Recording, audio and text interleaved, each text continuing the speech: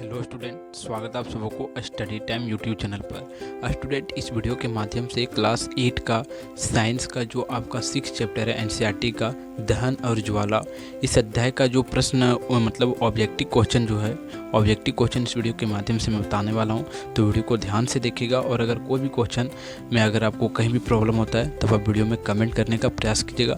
मैं आपके कमेंट को रिप्लाई देने का प्रयास करूँगा, ठीक है। तो चलिए देखते हैं फर्स्ट क्वेश्चन क्या करता है। देखिए, हमारा ये 6 चैप्टर है दहन और ज्वाला, जो चैप्टर है उस चैप्टर एनसीईआरटी का है, ठीक है। तो उस चैप्टर का जो सो ऑब्जेक्टिव क्वेश्चन जितना भी है और ऑब्जेक्टिव क्वेश्चन के अंदर जो भी वीवीआई क्वेश्चन है उस वीवीआई क्वेश्चन को भी जो मैं इस वीडियो के माध्यम से बताऊंगा, तो आप वीडियो को लास्ट तक जरूर देखिएगा। तो देखते हैं फर्स्ट क्वेश्चन क्या करता है। देखिए, फर्स्ट क्वेश्चन में हमें पूछा जा रहा है मोमबत्ती में मोम किस रूप में जलता है। समझिएगा, मोमबत्ती में जो मोम होता है वो किस रूप में जलता है, तो मोम का वाष्प बन के जलता है, ठीक है। देखिए, आप इस वीडियो को देखने से पहले अगर आप इस अध्याय का जो आपका 6 चैप्टर है एनसीईआरटी का दहन एवं ज्वाला, अगर आप इसका एक्सप्लेन का वीडियो नहीं देखे हैं तो वीडियो के डिस्क्रिप्शन में एक्सप्लेन का वीडियो का लिंक दे दिया जाता है, आप एक्सप्लेन का वीडियो ज़रूर देखें। आपको स्क्रीन पर दिख रहा होगा कि एक्सप्लेन का वीडियो कौन सा है, तो आप एक्सप्लेन का वीडियो देख लेंगे तो क्या होगा कि जो ऑब्जेक्टिव क्वेश्चन है वो आपको कोई भी ऑब्जेक्टिव क्वेश्चन का आंसर आप खुद देते हुए आगे जाएंगे, ठीक है। तो चलिए अब देखते हैं अगला क्वेश्चन। और अगर किसी भी क्वेश्चन का अगर आप आंसर जानते हैं तो आंसर को तुरंत देने का प्रयास करें। अगला है, देखिए, कहा जाता है बारूद में निम्न रूप से कौन सा पदार्थ होता है। जो बारूद होता है उसमें निम्न रूप से कौन सा पदार्थ होता है, सल्फर होता है। इसका आंसर ए होगा। अब नेक्स्ट नंबर का क्वेश्चन है, तीसरा नंबर का। कहा जाता है घर में आग लग जाने पर आप क्या करेंगे। कि अगर आपके घर में आग लग जाता है तो क्या कहते हैं, फायर ब्रिगेड को फ़ोन करेंगे, ठीक है। इसका आंसर क्या होगा, हमारा बी होगा।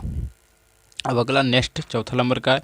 कहा जाता है निम्न में से कौन दहन के लिए आवश्यक नहीं है। सो पूछा जा रहा है कि आवश्यक नहीं है, ठीक है। तो इसका आंसर होगा डी होगा, दहन पदार्थ में तुरंत आग पकड़ने की प्रवृत्ति, ठीक है।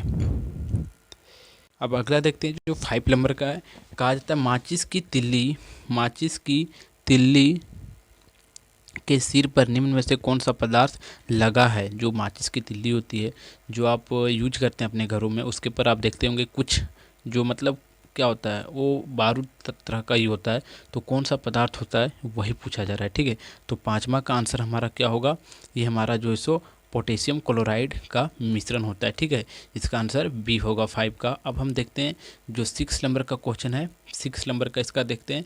देखिए, कहा जाता है मोमबत्ती की ज्वाला का मध्य भाग कैसा दिखाई देता है। जो मोमबत्ती का ज्वाला का जो भाग होता है उसका मध्य भाग कैसा दिखाई देता है। जब आप जलता है तब आप देखेंगे कि मोमबत्ती का जो जलता है ऊपर का अलग कलर होता है, बीच का अलग होता है और सबसे अंदर का अलग होता है।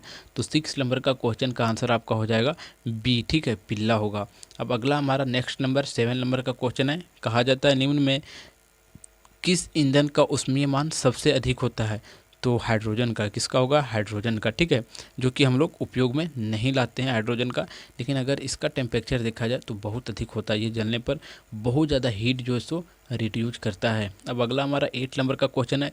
कहा जाता है विद्युत उपकरणों में लगी आग के लिए सबसे अच्छी अग्निशामक यंत्र है। यानी कि जब विद्युत उपकरण में आग लग जाती है तो वहाँ तो हम पानी से आग को नहीं बुझाते हैं, लेकिन वहाँ कैसे बुझाया जाता है आग को, वहाँ जो हमारे पास कार्बन मोनोऑक्साइड अर्थात आप देखते होंगे कि जो अग्निशामक यंत्र जिसे हम लोग फायर ब्रिगेडियर के रूप में यूज करते हैं जब कहीं आग लग जाता है तो, ठीक है।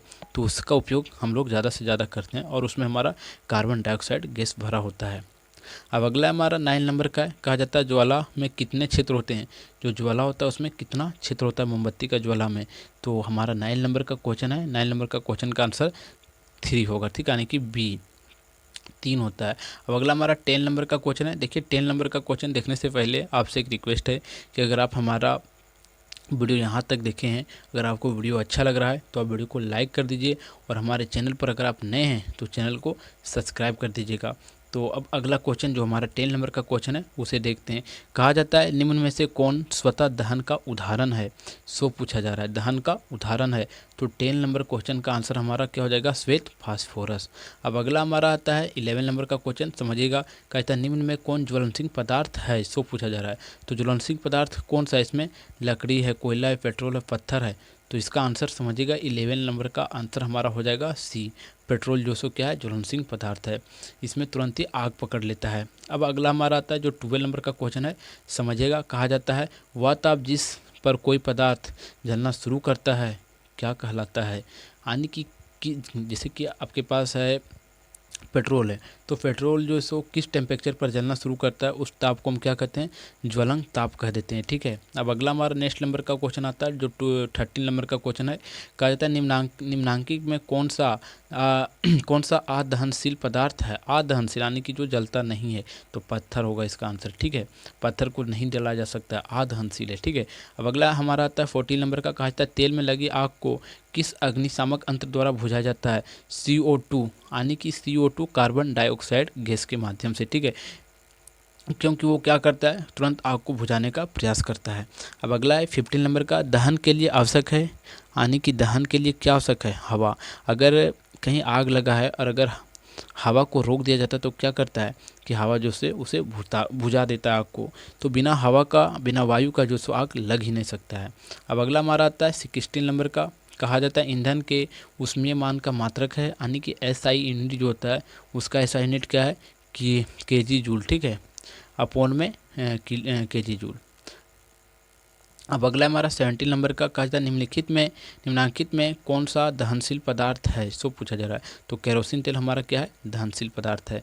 अब अगला देखते हैं 18 नंबर का क्वेश्चन जो 18वां नंबर का है, समझिएगा। कहा जाता है दहन की क्रिया के लिए निम्न कौन सी शर्त आवश्यक है।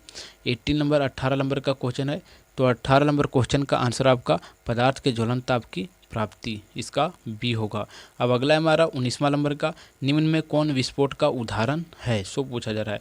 तो विस्फोट का उदाहरण कौन है इसमें, पटाखा का दहन। ठीक है, ये इससे विस्फोट होता है, इसे जब जलाया जाता है तब। अब अगला है हमारा 20 नंबर का। कहा जाता है लकड़ी का जलना किस प्रकार के दहन का उदाहरण है, सो पूछा जा रहा है कि लकड़ी का जलना किस प्रकार का दहन का उदाहरण है।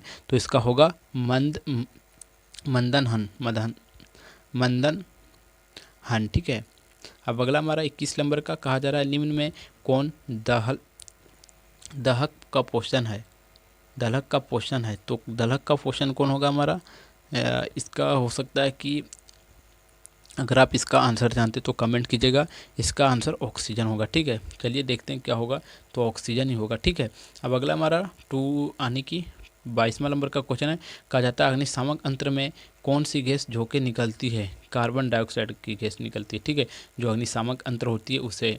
अब अगला हमारा कहा जाता है कि श्वेत फास्फोरस को पानी में डुबा कर रखते हैं क्योंकि उसका ज्वलन ताप जो सो क्या होता है, ज्वलन ताप उसका कितना होता है, जो 20 हमारा 20 कितना नंबर का, 23 नंबर का क्वेश्चन है। इसका 35 डिग्री सेल्सियस होता है। ठीक है, इसी कारण से। अब अगला हमारा जो 24 नंबर का क्वेश्चन है और लास्ट नंबर का क्वेश्चन है। कहा जाता है निम्न में कौन दहन पदार्थ है, सो पूछा जा रहा है। तो दहन पदार्थ हमारा क्या होगा, कोयला होगा। ठीक है। और इस प्रकार इस अध्याय का जो आपका MCQ क्वेश्चन था, यानी कि ऑब्जेक्टिव क्वेश्चन था, सभी ऑब्जेक्टिव क्वेश्चन समाप्त होता है। अगर आपको वीडियो अच्छा लगा हो तो आप वीडियो को लाइक कर दीजिए और हमारे चैनल पर अगर आप नए हैं तो चैनल को सब्सक्राइब कर दीजिए। फिर मिलते हैं आपको एक नेक्स्ट वीडियो में, तब के लिए जय हिंद, जय भारत।